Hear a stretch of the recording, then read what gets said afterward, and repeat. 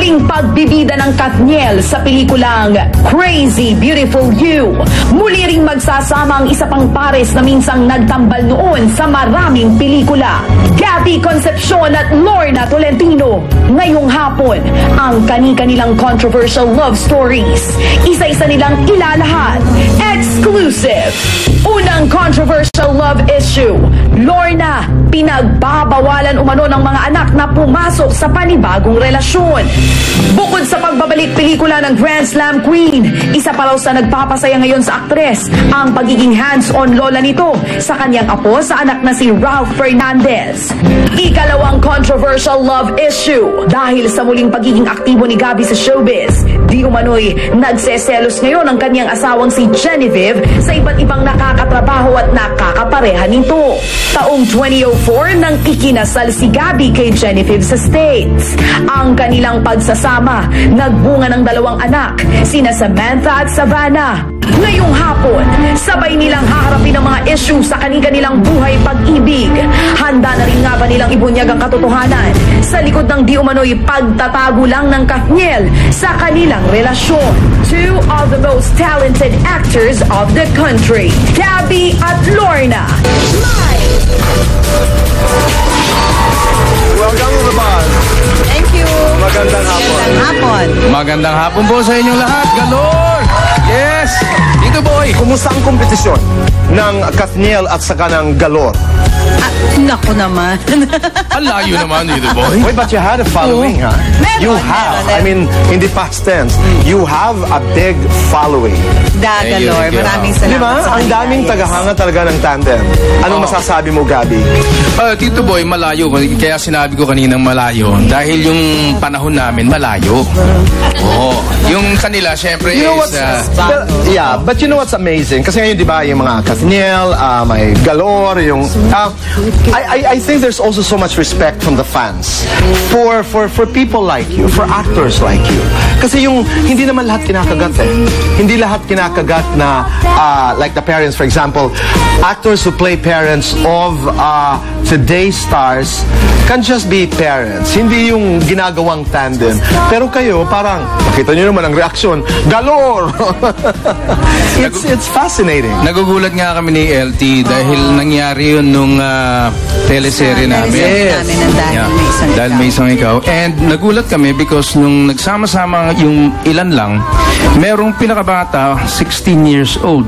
Ang pinakamatanda, at that time, no, was 29 years old. See? So, nagugulat kami, pero meron pala sila. They're out there. Yeah, and meron silang, kumbaga talagang gumagawa sila ng way, like nagpapa-block screening na rin sila, na yun naman ang uso ngayon. So, nagugulat kami. Nakakataba ng puso, no? Of course. Siyempre. And it has nothing to do with the chemistry. Plus, sabi ko nga, yung paggalang sa body of work, paggalang sa husay ninyo bilang mga artista. Di ba? Ayon doon sa VTR, medyo nagko-complain si Mrs. dahil sa oras, sa panahon. Is this true? Hindi naman siguro. Inimbento lamang. Palagay ko, inimbento lang. Hindi siya selosa talaga. Para lang siguro may pag-usapan. While he was watching it, kanya sabi niya, huh? Wala kang selos. She's not complaining. Sana nga nagsiselos eh. Dahil kumisan hinahanap natin mga lalaki yung talaga? Oo naman, hinahanap natin yan. No, but Gabby, you're able to create that balance between work and family. Yes, tsaka yung wife ko, nakilala ko siya nung nasa showbiz na ako. So alam na niya ang iyong buhay. Yes, we were friends. In fact, kilala niya yung mga past girlfriends ko na nasa showbiz din. At ang kanyang reaksyon ay? Wala lang. Kasi nung nakita kami sa Amerika, after, nung pareho kasi kaming napunta ron, nagkataon lang. Tapos, alam na niya yung buhay ko. Nagulat ako na doon din siya. Talaga, hindi siya nagseselos? I mean, you remain to be one of the most desirable men in the business. How do you manage that? How do you manage? I mean, I'm sure, Gabby, lapitin ka pa rin hanggang ngayon. Depende dito. No. Well, tanggap na naman niya. Of course, hindi ko naman masasabing hindi siya nagseselos na complete. But she's very secure. In other words, she's very secure. Yes. At hindi mo binibigyan ng dahilan para magselos. Wala naman dahilan. Maliban na sa love team namin ni, ni LT. Kailangan sumingit ang Hindi. LT, di ba? Parang, kumusta naman ang lagay ng iyong puso? Okay naman. Okay na okay. Walang... She looks so good. Thank you, Sabi ko thank you. pagpasok ni Lorna Tolentino sa studio, you look so beautiful. Thank you, Kuya. Di ba? Ano yan? I mean, of course you're beautiful. Everybody knows you're one of the most beautiful women in this country. But how do you, what do you do? Siguro hindi ko na iniisip kung ano yung gusto ng ibang tao. Mas importante yung kung ano yung kaligayahan ko.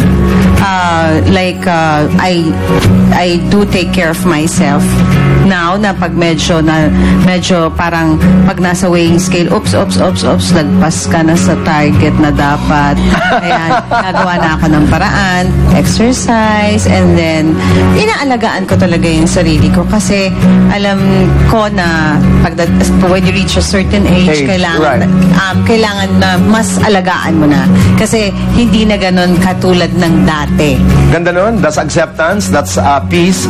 And then it takes a journey to get to where you are. Alam mo yung may mga bagay na tinatanggap tayo dahil hindi na tayo 18, 16, di ba? Okay. How was it working with Catherine and Danielle?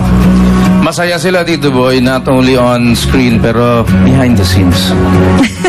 Okay. Actually, I wanna go there. Behind the scenes and the way you say it. Nakakabata sila. Nakakabata. Kasi Okay. parang nakita na natin nung araw sa atin yun, di ba? Galing din naman tayo siguro doon. Oo naman, Gabby. Pero ang maganda rito kasi, sana ma-share ko sa audience, hindi lang yung nakikita natin sa on-screen, pero yung nakikita namin, hindi ko lang nabibideo eh. Pero Okay, puntahan natin yan. Ano ba yung, Katniel? Pero ano ba yung sweet nakikita sila, mo na sweet hindi sila. mo na-video, i-share mo sa amin? Yung mga sweet. Mga sweet sila, yung mga biruan nila. So sa diretsahang tanong, sila na nga ba sa iyong pananaw? Ako sa tingin ko lang, ewan ko lang ha. Mahirap na magsalita, Pero nakikita ko talaga mahal na mahal sila ng Katniel. Of course. Oo, mahal supportado yan. Pero ibalik natin doon sa tanong. Balik natin. Oo, sa iyong palagay, dahil nakikita mo yung hindi namin nakikita, sila na nga ba? Sa tingin ko lang, yung opinion ko lang. Oo naman. Hala ka. Sa tingin ko lang, Hindi kasi ako narinig ko naman. Okay. Sabi Ikaw, kasi LT. sabi ni Kath, no, we're just friends. Parang gano'n. Sabi Kasi ni- niloloko-loko sila. We're good friends. This is Catherine talking. Yeah. Si Yeah. Danielle naman. Si Daniel, lagi naman siya talagang sweet. Siyempre, mas Masikaso. tama naman yung lalaki yung dapat mabait na bata rin naman sila Diba? pareho. Let's talk about the movie and invite everybody to be part of it. Crazy Beautiful You. Ang Crazy Beautiful You malapit na palabas. Pero meron hong tawag dito. Premiere night. Premiere night sa SM Mega Mall ng February 24. 7 p.m. po yan. Cinema 7. Cinema 7. 7 p.m. po. Showing na po kami sa February 25. That's when? That's next week. Tama ba? Next week. Is that next week? Oh, not this week. The week after this week, mga kaibigan, supportan po natin Gabby, Lorna, Catniel, at marami pang iba. And even Inigo Pascual is part of the movie. Yes, Inigo's here. Even if it's not Valentine's Day, boy, it's a Valentine's movie for everybody. Every day is Valentine's Day. Ika nga. LT, maraming salamat. Thank you. Maraming salamat. Maraming salamat po. The new concert king of Padcore, maraming salamat. Sama na ako dyan para maging Susuportahan natin ang Crazy Beautiful You. Thank you. Thank you. Okay. Wala kayong pasasalamatan na. Thank you kay Lawrence Luterio and kay Paul Cabral. Thank you. Hi, Paul! Of course, si Malu, thank you. Galing ng ating director, yung staff, yung writers, ABS-CBN. And yung tanong nyo kanina, how do you maintain it? I think it's... Yeah, I have to say that. How do you maintain that? Nakakatulong din dito, boy. Siguro yung... Kung minsan meron tayong hinihinging tulong, di ba? Hindi naman pwede. Papasalamat ako sa Sustagen tsaka Aquabest. Siyempre, tsaka sa Boardwalk. Siyempre. Daya mo. Papasalamat din ako sa Flawless at saka sa Belo. Alam mo, it At makes saka a sa lot Crystal Clear. Go ahead. You know, it makes a lot of sense kasi hindi naman natin talagang kaya gawin ng lahat. You know, when you need help, ask for it. Diba? Ganda ng opening mo, ha? Ito, boy, mahirap mo ng powdered milk kung walang tubig. Crazy Beautiful You, mga kaibigan, opens February 25 under Star Cinema. Huwag po kayong aalis dahil magbabalik pa po ang The Buzz! Hello.